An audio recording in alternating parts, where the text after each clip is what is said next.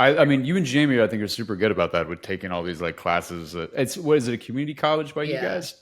Yeah, I don't take it there, but there's a place like actually across the street from this office that I just walk over to at like 2:30 on Wednesdays. So it's a nice little mental break slash Yeah. reset to kind of Is it an get old some. woman named Edna that's giving you piano lessons right now? No, it's this old black dude named Gary. He's like Oh, six fuck foot yeah. seven, and he's like a jazz pianist. Oh, that's amazing.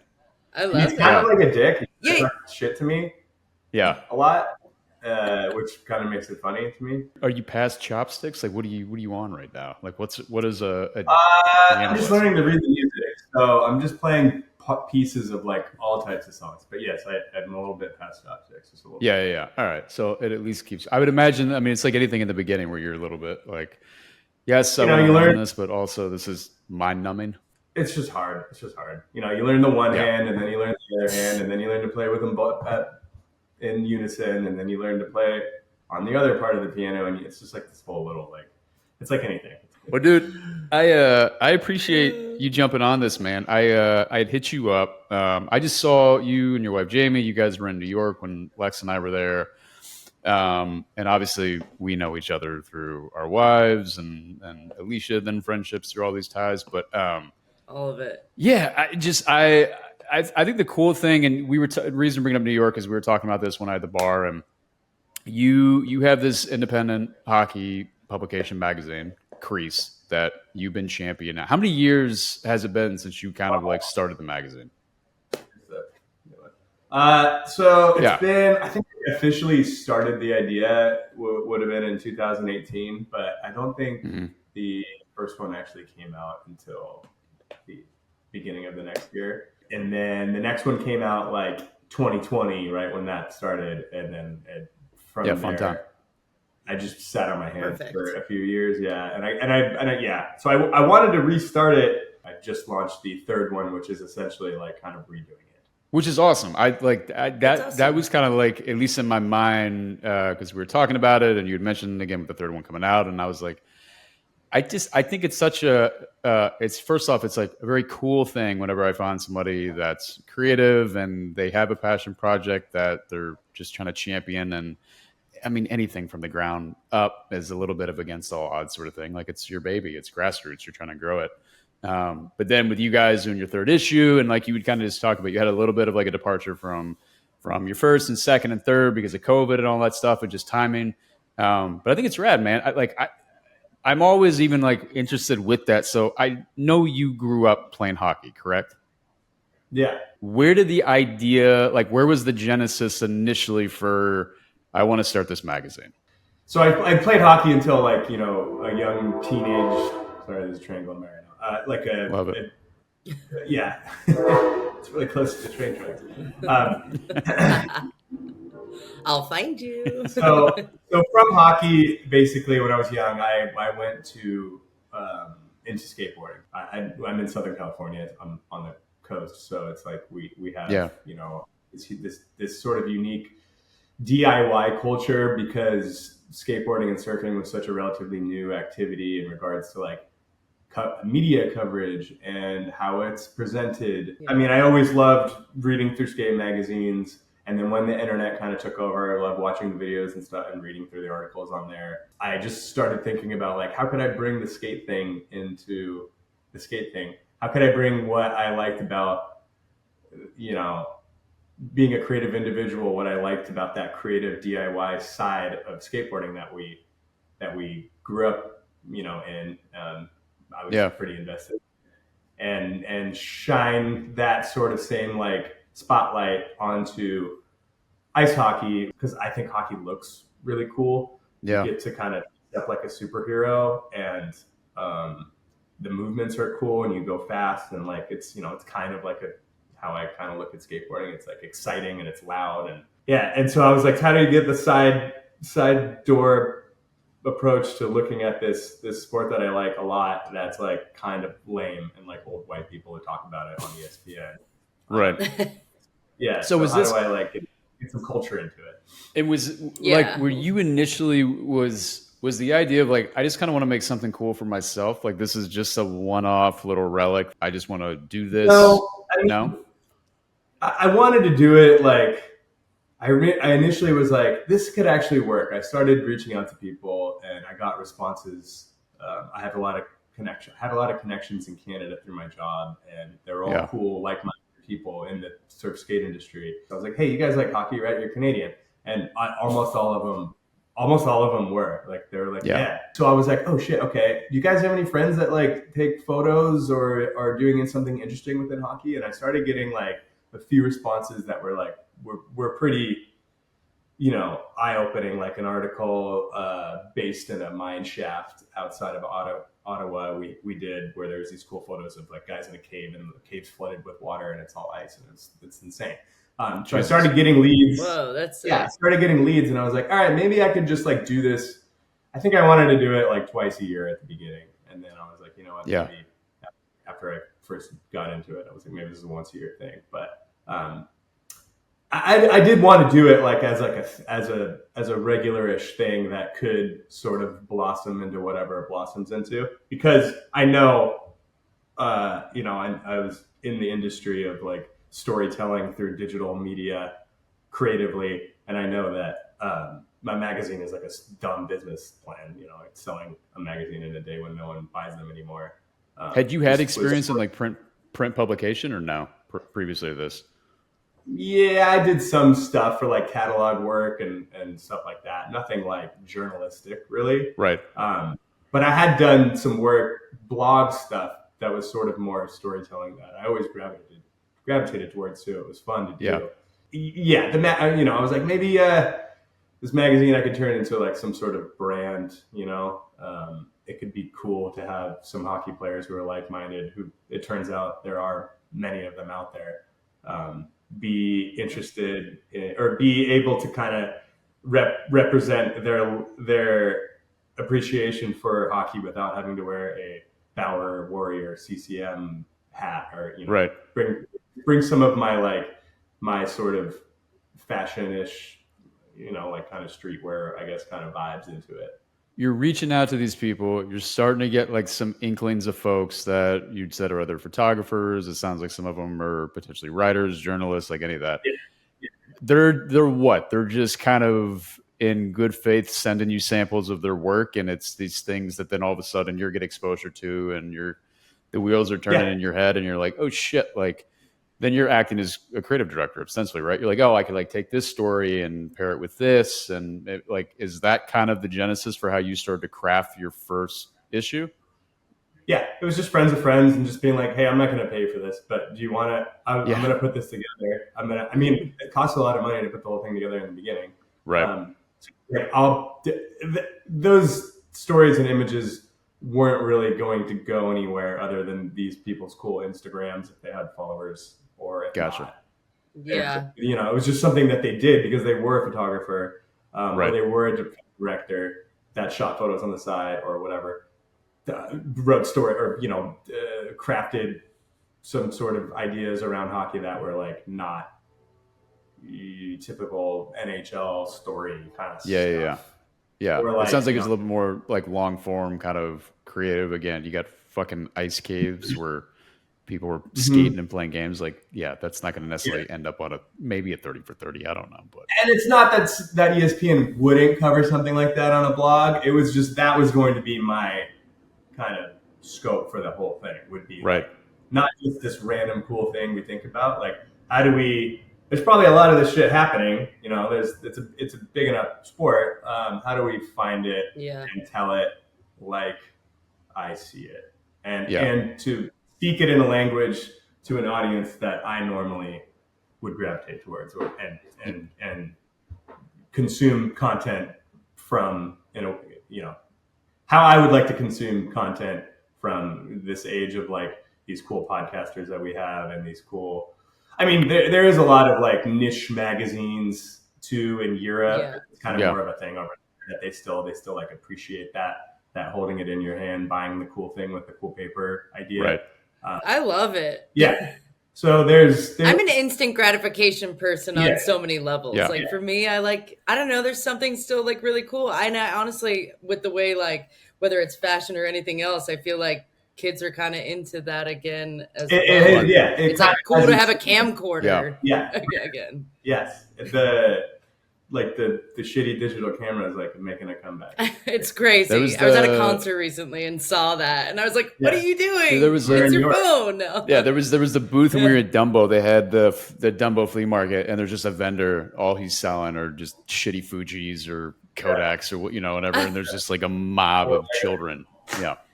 Yeah, killing it on that stuff. But no, I think it's really cool because, I still like that stuff to like pick something up, and you can tell someone put a lot of like work into that. Versus, here's the post. Yeah, exactly.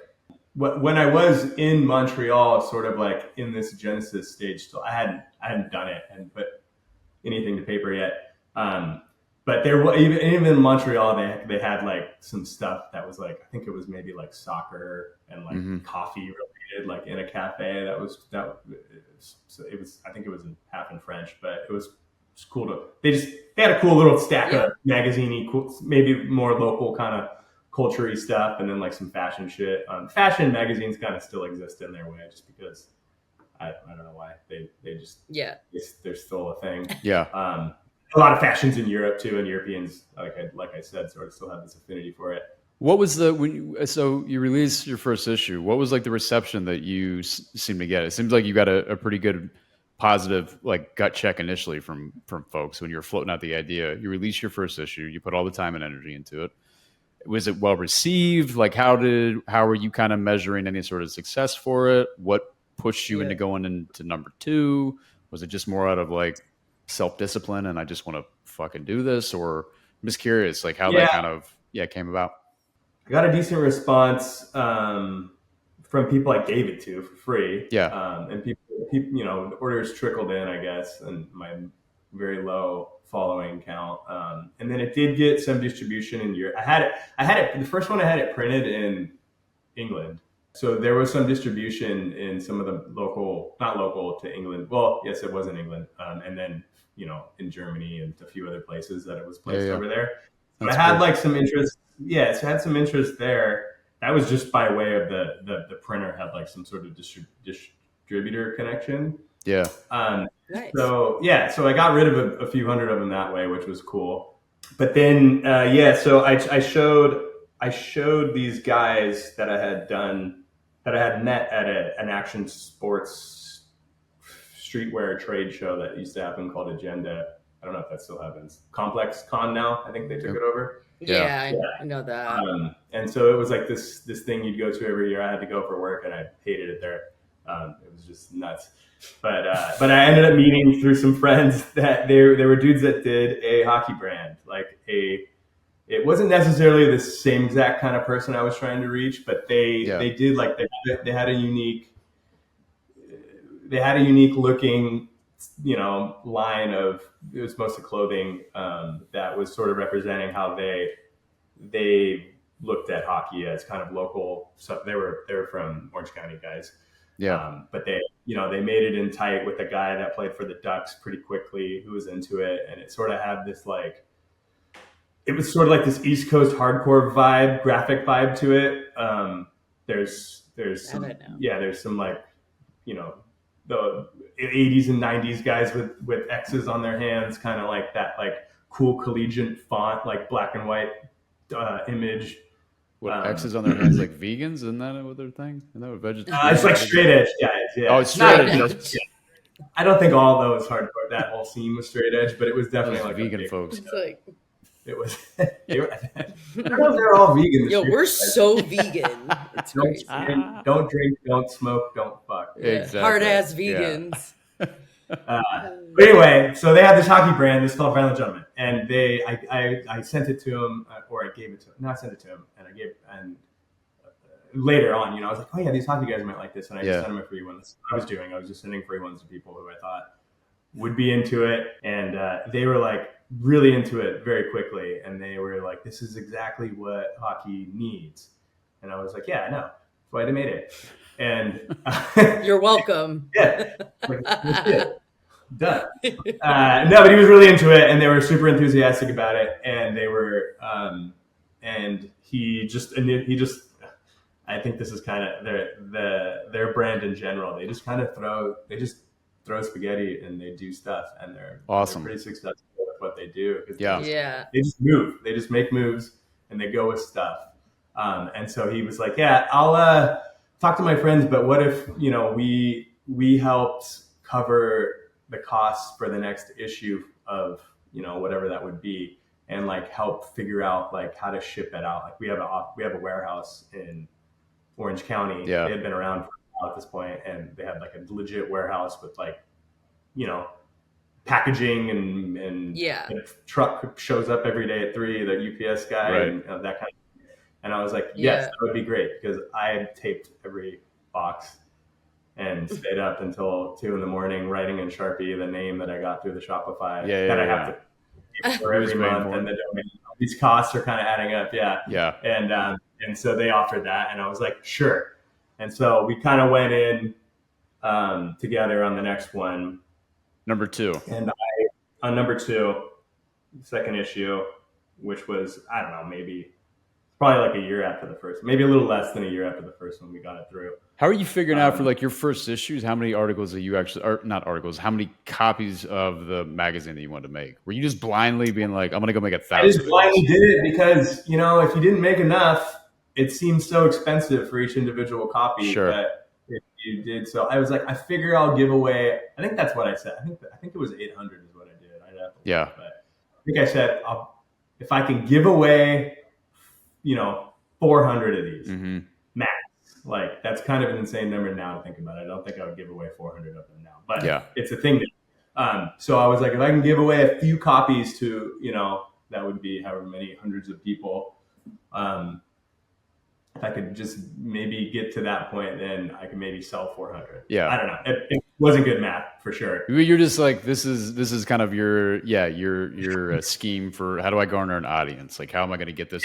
How do I grow an audience and not spend so much per unit that just looks expensive to me? And if I do put them on the website and sell them, you keystone, like you double it. That would be what you would do for any retail price thing. For most retail, or 40% maybe. Yeah. So really quick, so I feel dumb because I don't really know a lot about this stuff, obviously, and I'm not the big sports fan. Yeah, big sports nut.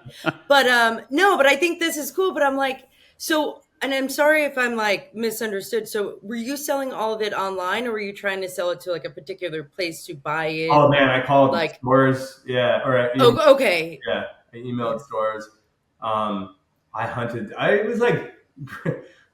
I mean, I'm trying to sell a magazine, but thank goodness for the age of the internet. I was in social media. I was able to I just crept on shit, man. I found like these guys actually helped me out early on that do a magazine for basketball-ish. It kind of started as basketball and it's kind of evolved. It's called Franchise. And they kind of had a little thing going with like, they had done some stuff with the NBA actually, like fairly early-ish on into their run of their volumes.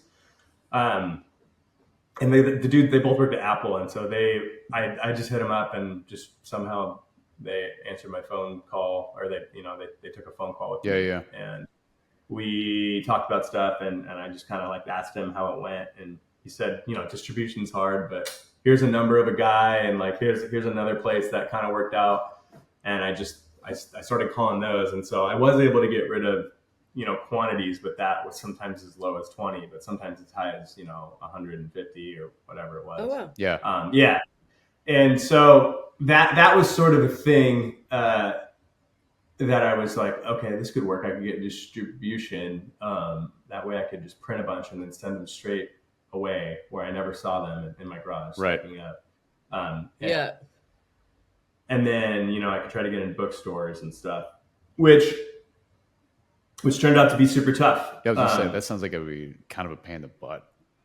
Yeah, I'm like laying the whole thing out. I'm finding stuff. I'm having Jamie help me, my wife, Pat, help me get these orders together and stuff. Breaking them to the post office. Yeah. And all that kind of stuff. So, yeah. So for the second one, I had this sort of financial help that helped me. I was like, all right, I can spend some time trying to, since I don't have to think about some of this other stuff, right? This shipping stuff, I can you can think about maybe trying to find a distributor, and I did. Super old school. Like they like sent me scans of like faxes and emails for like. You had a fax machine? Where the hell are you getting faxes sent? No. They emailed it to me, but it was like a scan. Oh. Just something they had probably done since like they got email after they perfect fax. Yeah. And but they got me into some Barnes and Nobles and these other stores on the East Coast. That's cool. Cool. Yeah, and I think not Barnes and Noble in Canada, but somewhere else in Canada, Chapters or Indigo. I think they're the same thing. Is that arrangement, Alicia? You have probably more experience than both of us have been on this. Is it, Taylor? Was it kind of a thing where, like, say you get it in a Barnes and Noble or whoever that distributor is, saying like, we're going to take so many copies, and my wife's sending me Zillow messages right now. Sorry, they're going to take so many copies. And we're moving to Brooklyn, guys. And if we can move them, or New Jersey, but if we can move them, then they would obviously probably come back and buy some more. But is it that, or where it's just like they take a fixed amount, they have a relationship with the Barnes and Noble, so they're able to get it in those stores, and then it's just kind of depends if people buy them, right? Yeah, it's like a classic distribution model. It's probably different than Alicia's, what Alicia's used to, but it's probably not that much different because you'd send them a bunch, printing them much cheaper because you're ordering a lot more, and the printer likes that. And you're sending them to these stores in hopes of selling. I think the distributor had told me that 20% sell through was like good. Oh shit.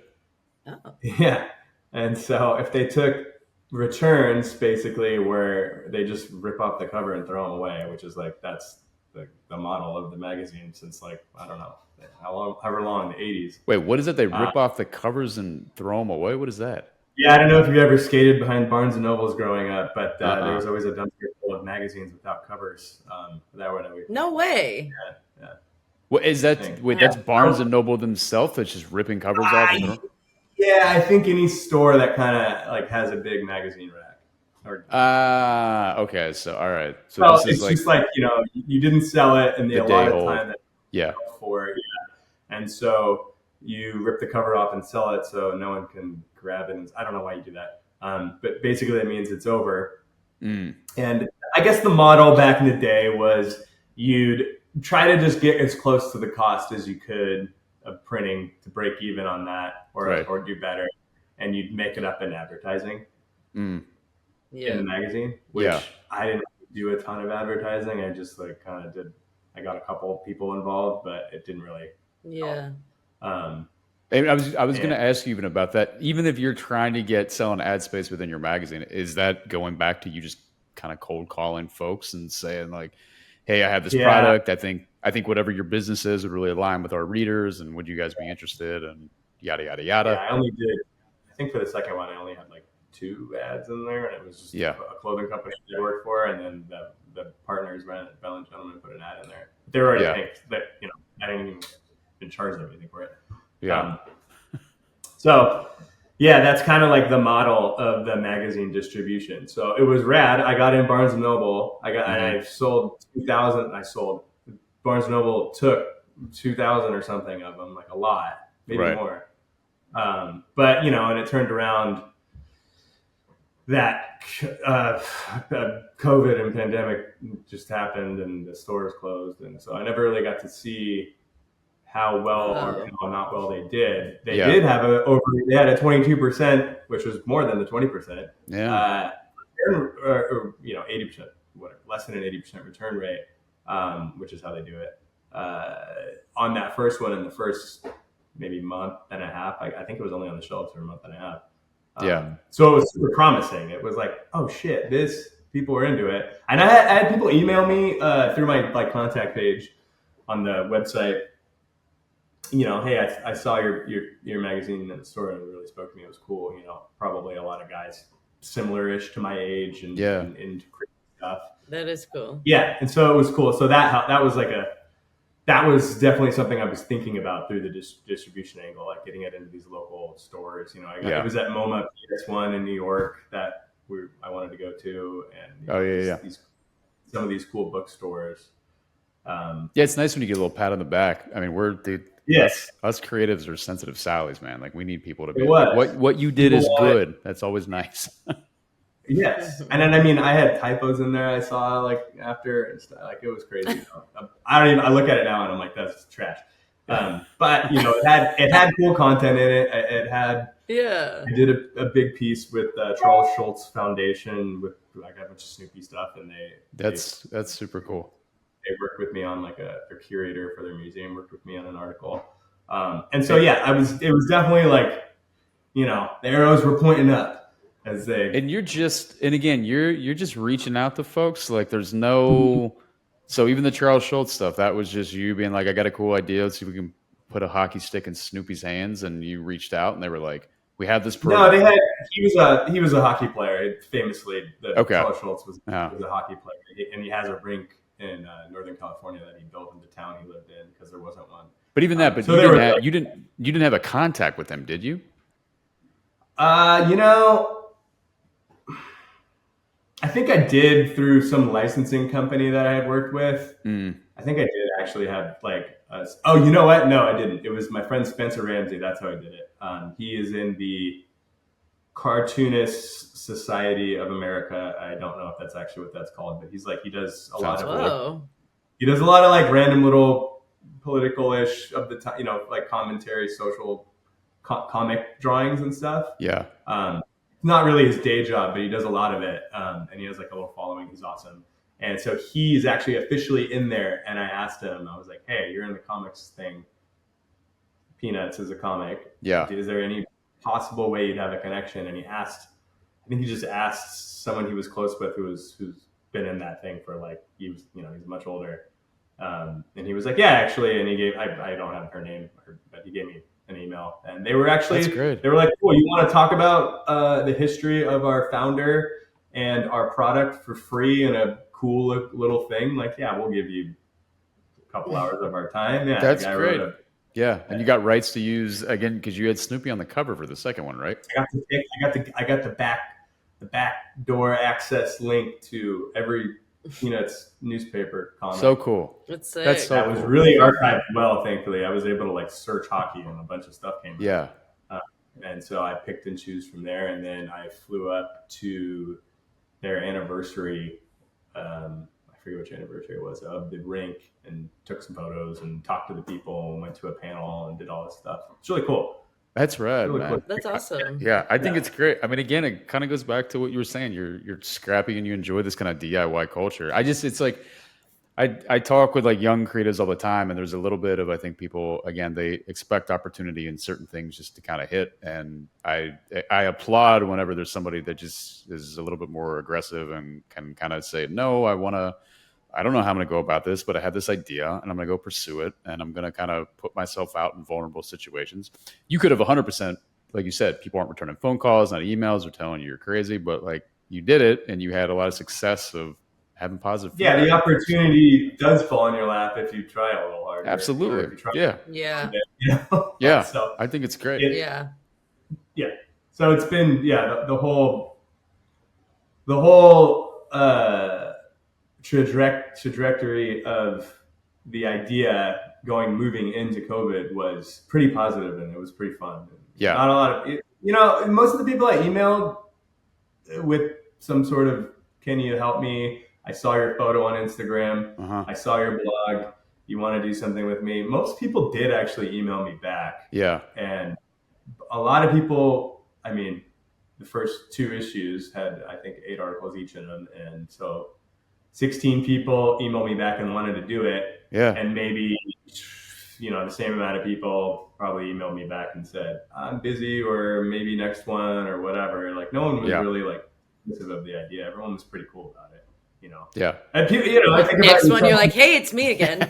Yeah. Well, I mean, there was plenty of that, but it definitely did that. Like, I was joking the first time. Stop. Yeah. Is that like a little bit of, I don't know, paying the butt now that you just released your 3rd one? I'm assuming at some point you'll start planning for 4, but like, is it like the Rolodex thick at this point for people you're hitting up that you're like, I think you have, again, you understand my vision. You have either a good voice as a writer or a good eye as a photographer. Like, can you give me some new material for this next issue? Like, is it pretty easy for you to find folks at this point, or is it you're constantly going back and scraping the bottom of the barrel and trying to get a hold of folks and say like, hey, what do you got? I do kind of get stuff that trickles in during the creation of an issue that I'm able to kind of get done for the next one, because like right now I just put out 3 and I do have some stuff already for 4. I do feel the burning anxiety of having to fill up a new magazine with a bunch of stuff and having nothing. But when I look into like my emails and, you know, texts or whatever along the way, I'm like, okay, there were some people I forgot, maybe that mental note or in my notes, that, you know, are there to kind of like start a conversation back up and get some content again. But yeah, I mean, it's, you know, it's the hardest part of the whole thing, I would say. Yes, is that part. How long was it? You just released the 3rd one. How long was the calm in your head of you're like, I can pat myself on the back? Before the anxiety starts to creep in, a little bit of the anxiousness of like, okay, what am I doing for 4? Man, since it was kind of a relaunch, it was instant. Yeah. I wanted to get so much more done for this launch. Like the idea sort of how the magazine idea had evolved for this one specifically. I was like, you know what, I'd really like to get my digital article content up to pace and be able to do regular-ish newsletter content, because I like these, like, I don't know if you guys subscribe to kind of longer form newsletters. They're really fun when you hear. It's been a bit, but I used to. Yeah. Alicia, how much long form do you indulge in every week? Did you ever do message boards? What? No. What about like a Bravo? No. What about like a Bravo TV message board, Alicia? You get down with that? I mean, like a group chat. Does that count? I don't know. Now it's more of like it's nerds talking about whatever nerd thing they're into. You know? Yeah. Like Reddit. Anyway. You can have a Reddit. Yeah. Yeah, kind of like Reddit. Yeah, exactly. Okay. Yeah. Yeah. Okay. Alicia, tell us what you know about Reddit. I just like Google Bravo stuff and like see what's on there. And then Reddit's like the third link from the top. Yeah, I just like try to get some gossip. Dude, I was talking with my niece like a week ago, and she was talking about how she's gotten in. This is the furthest thing from her personality, at least that I would think. But she's gotten really into like hunting mushrooms out in the wild, and she's like, cool. "Oh yeah, I go to Reddit and I'll read like, is this edible?" And I'm like, what do you mean you go to Reddit and you're asking the folks of Reddit, like, can I eat this? I don't know about that, man. I mean, it's either that or look at a book. I feel like maybe this is just like my old schoolness, but I might trust the legitimacy of a book more than I don't know. You read all the comments and you see how many kind of pointed you. Yeah, it's fine. Yeah, I don't know. That's see what the average. Maybe eat a little bit and wait. Maybe I don't know if I want to take the risk of it in a tummy ache though. That's my whole thing. I'm like, oh. Wait, is that a real thing? People like foraging. Yeah, for sure. Is it for like for food? Yeah, for fun. Or is it for like to like that's for get high? I don't know. No. This is a genuine. You could go. There's people that do this. So like you could be up at the expressway and they might see like a certain lettuce, wild lettuce, and they're like, I'm going to take this and make a.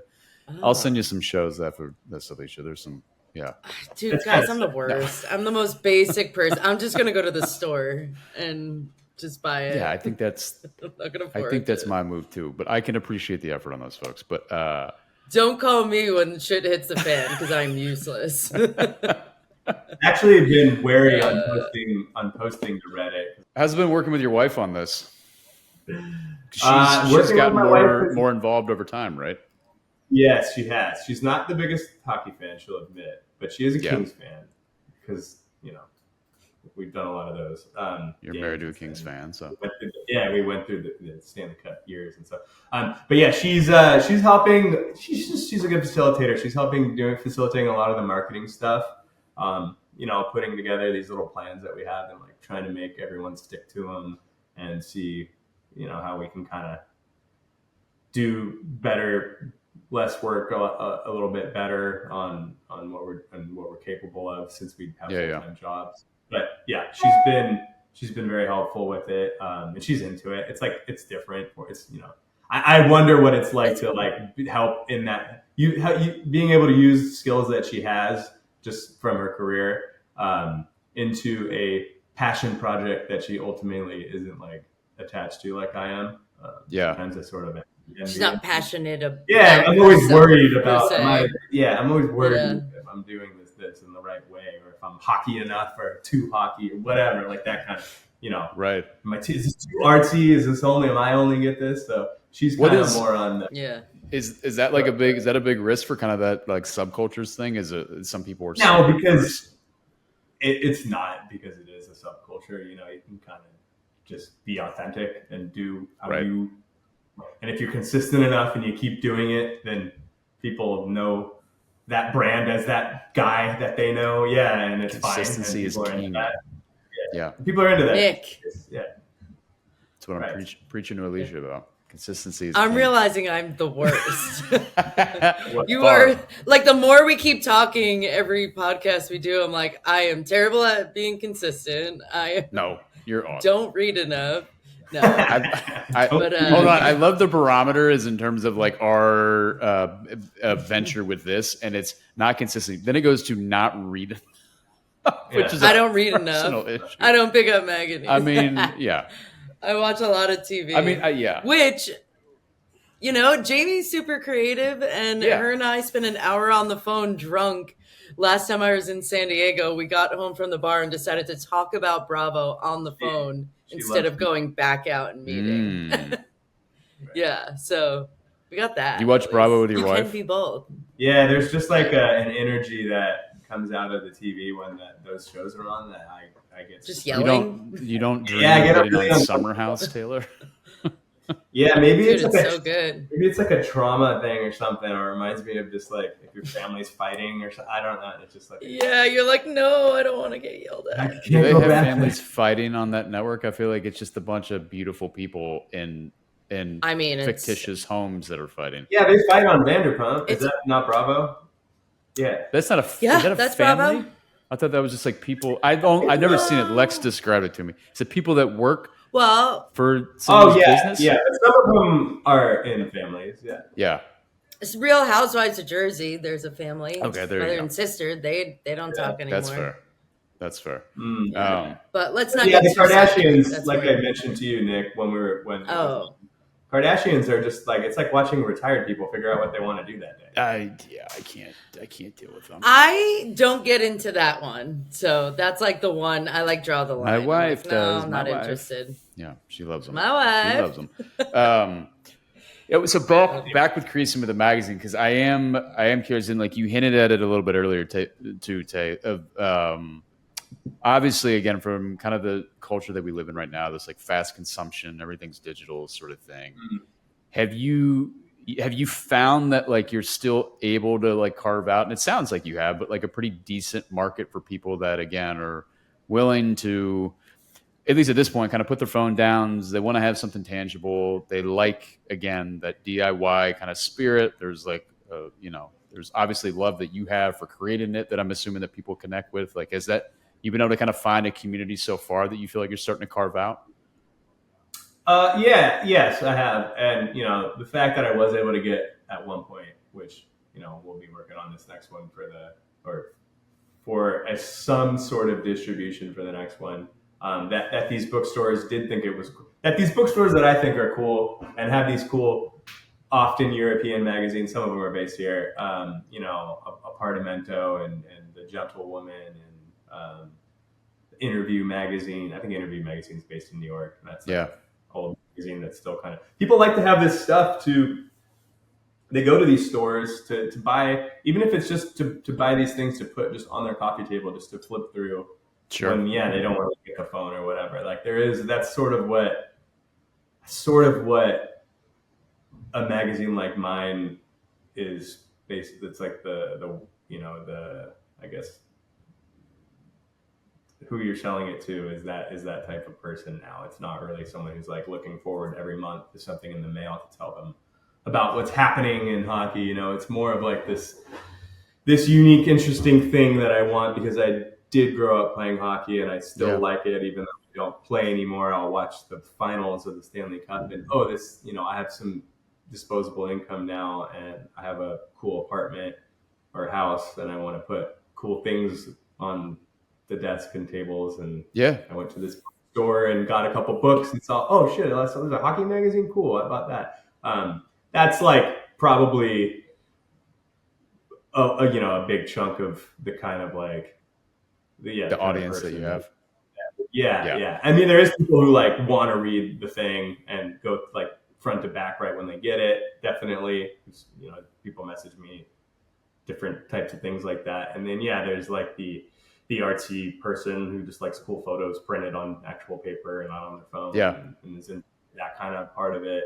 And then there's a lot of people who are into like collecting volumes and stuff, and like kind of keeping a whole volume of volume of every issue of every whatever, and they're collector kind of people, and they get into it for that reason. That's cool. Lex would kill me though, but I miss even on fucking the DVDs, dude. Like I miss having tangible stuff around the house. That's just it's like it's media. It could be a book. It could be any of that stuff. Like so I get it, and I would 1,000% agree with you too about like there is an audience that still just has that expendable income that they want to use on things. But I remember in my 20s of being a creative person, and I would think about like making an art piece, or maybe I designed a poster or something like that, and I'm trying to figure out like a price point or whatever, and I'm like, dude, I'm like, no one's gonna pay this. Like but I'm coming at it from the train of thought of like all I have is enough to buy like cigarettes and pizza right now, sort of thing, right? But it's like moving in, you get older. You're kind of, again, like the rest of your audience as well is probably getting older with you. They're making more money, and you do like you kind of reach a point where it's like, no, people can afford to have nice kind of luxury things around them.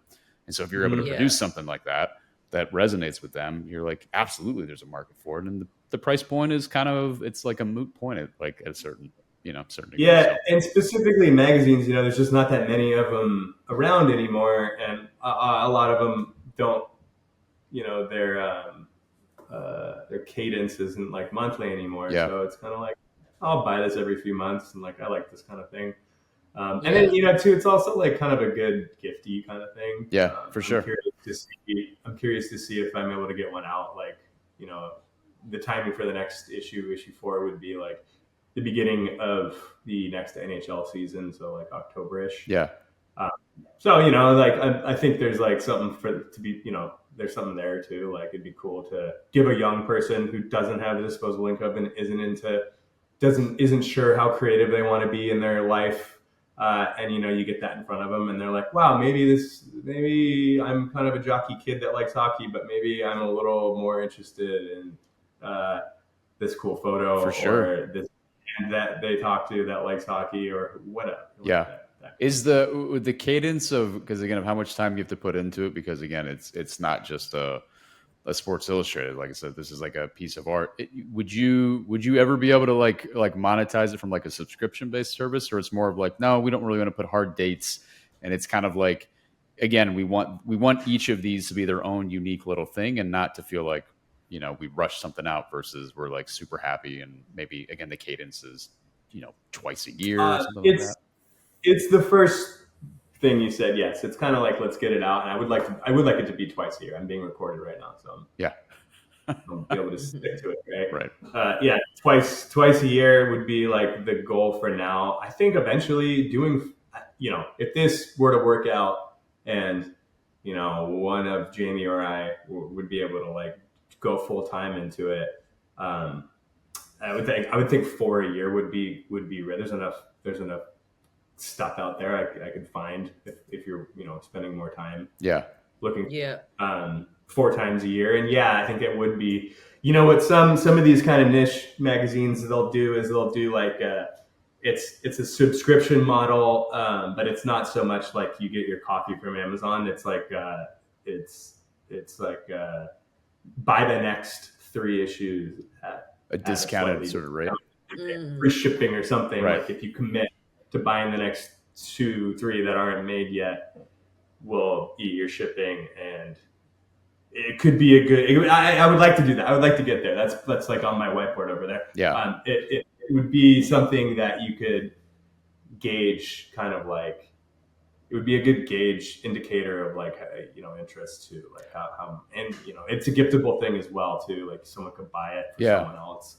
and you can see if, is it worth it to get these out in a quicker, turnaround? Is it, every other month or whatever it ends up I would bet, I'm only thinking through this because Lex got me a subscription to the New Yorker for my birthday, which Jamie's gift that she commissioned from your wife to do was my favorite gift that I've gotten in a long time. But the New Yorker one, because it was every month, I barely would finish one just from trying to find time throughout, days and everything. And all of a sudden there's another one, another one, another one. I'm kind of like, all right, they're just stacking up in the studio right now, sort of thing. I think of that model that you have, because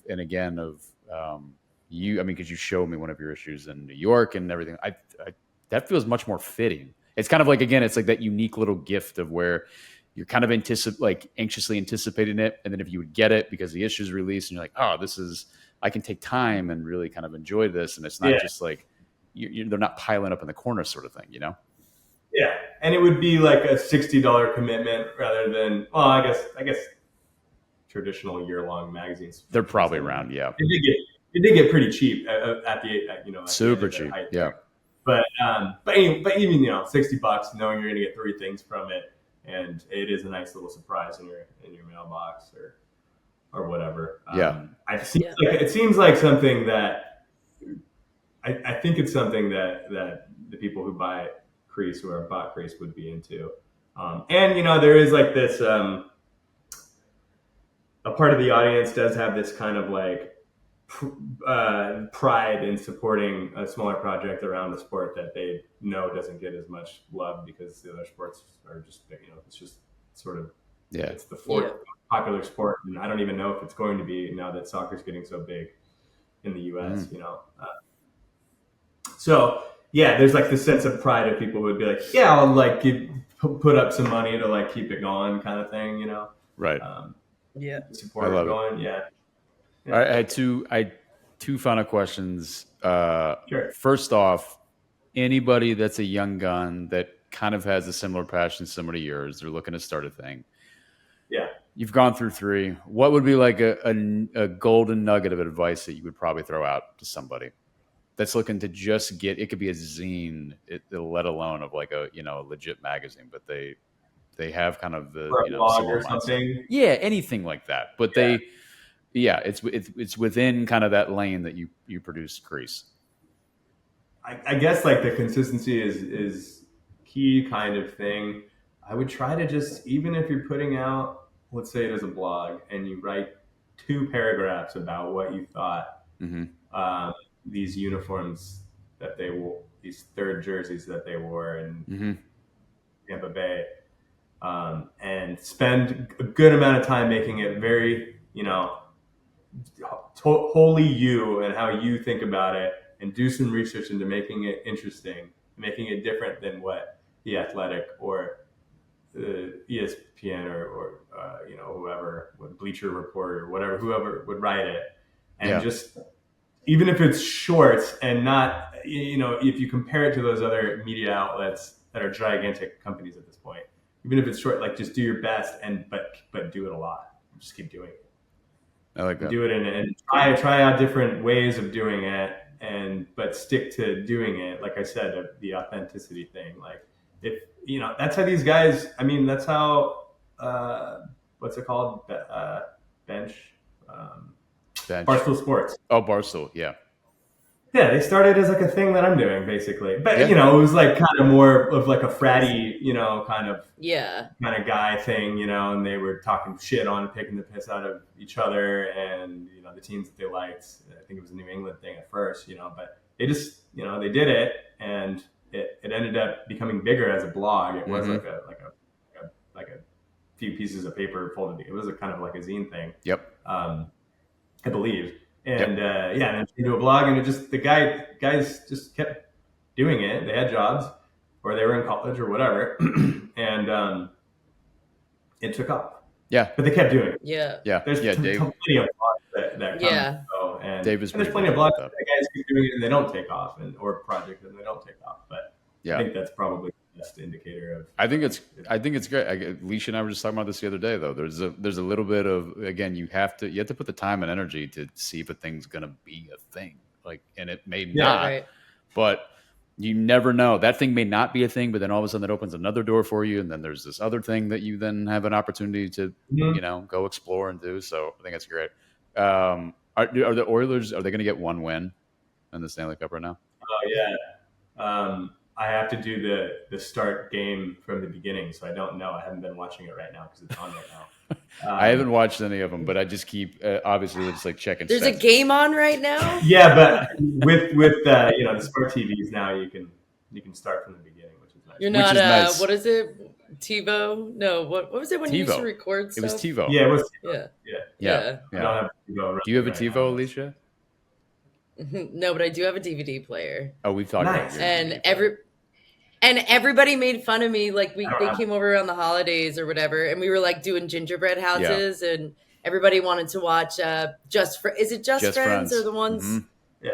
Because it's always like around the holidays, and they're like, "Oh, we can't find it," and I was like, "I have it on DVD." They're like, "Ew, we have a DVD player." Like, is that weird? A tangible media savior.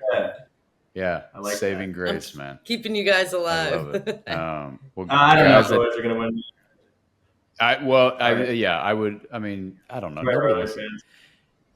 It's not good for any championship series for a team to get swept. No, I'm kind of bummed it's gone this way. Yeah, you always like the 1-1-1-1 kind of. You need something. Same with the NBA final. Did you know about the NBA finals going on right now, Alicia? Yeah. I watched the game yesterday, and I was like, they were up. The team that's down. I thought it was done. They were up. So they were looking so good in the beginning of that game, and then they just got crashed. Yeah, looking great. They almost came back at the end, but it was too little, too late. Yeah, the Mavs get swept. It's a sad one, but guys, I think we did it. Tay, thanks so much for doing this, man. This was thank you. Absolutely fantastic, dude. Yeah, I think there were some amazing nuggets. Thank you. Yeah, thanks for having me on. I need to buy the new mag. Go to what's the website? Is it Reed Crease? Is that what it is? ReedCrease.com. Yeah. So Reed Crease. You know anyone who likes hockey? ReedCrease.com. Yes. Reed Crease, and is that? I have a lot of friends back home that love hockey. Tay, for anybody on the socials that they're trying to find you, is it Reed Crease at Reed Crease? I think everything's is Reed Crease. Yeah. Okay. Cool. Just because Crease is. Yeah. When my mom watches this, she'll know to then go on Instagram and then find you in that. Yeah. Dude, she just started following me. I got it. Perfect. Carol's on top of it right now, man. All jokes aside, my mother will follow you, so be careful. Thanks. Thanks. Oh, I can't wait. To meet Mary. Yeah. I can't wait to meet Mary. But all right, I'm sweating my balls off in here. So before my all right, y'all. But taste it. So greasy. I look greasy. You look spicy. Spicy. I'll take spicy. I thought he said greasy, and I was like, yeah, greasy. You are a little shiny, I will say though. Yeah, but that's okay. Well, I mean, you got some lights and sweating, and again, my camera's told me a couple of times it's like it's too hot in here, dude. But all right, this was great, dude. Can't thank you enough. Later.